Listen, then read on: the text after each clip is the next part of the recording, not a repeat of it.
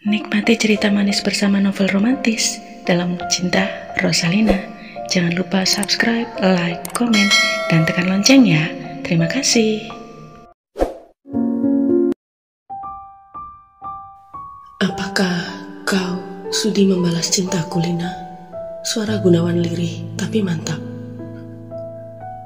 Rosalina menarik jari tangannya yang digenggam Gunawan. Aku belum bisa menjawab sekarang, Mas. Aku mengerti, tapi Lina, jangan punya anggapan bahwa cinta yang datangnya cepat akan pergi dengan cepat pula. Karena cinta bisa tumbuh di saat pandangan pertama, seperti manakala aku melihatmu pertama kalinya. Rosalina diam sambil memandang lurus ke permukaan laut. Di ufuk barat, matahari sudah tergelincir hilang. Yang tinggal cuma berkas-berkas cahayanya merah di sela-sela mega. Panorama alam telah redup di songsong malam. Kebimbangan pun masih bergelut di dalam hati gadis itu. Dan jangan sangsikan ketulusan cintaku.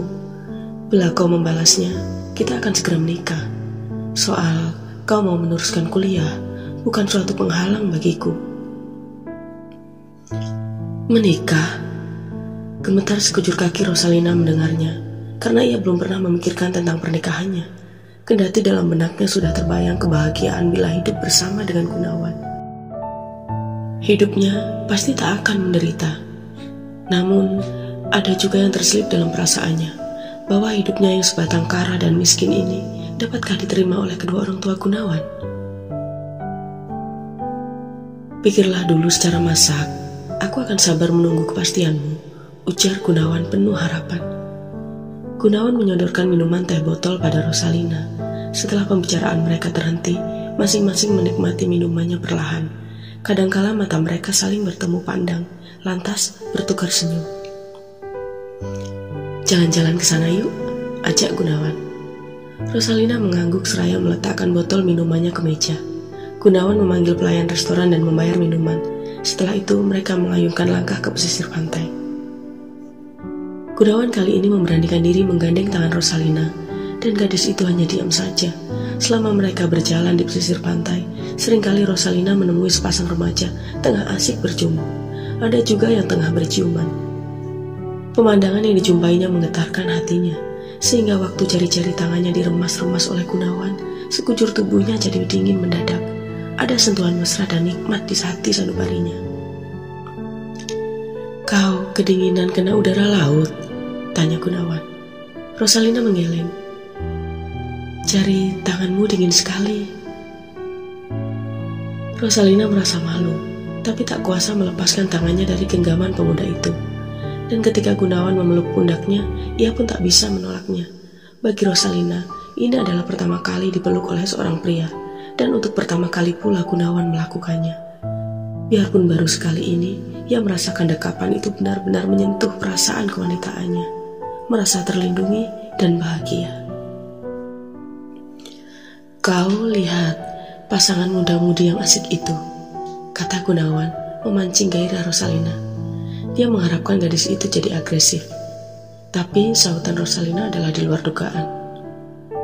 Mas, kita pulang saja yuk, pinta Rosalina. Kenapa buru-buru?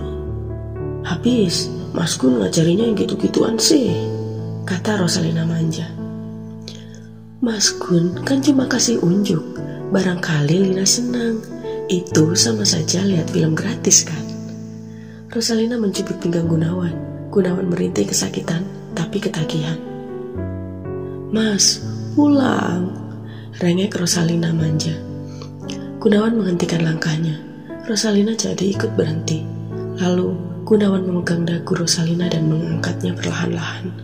Wajah mereka saling berhadapan dan kian mendekat, sehingga Rosalina dapat merasakan hembusan napas Gunawan yang hangat menyentuh kulit wajahnya.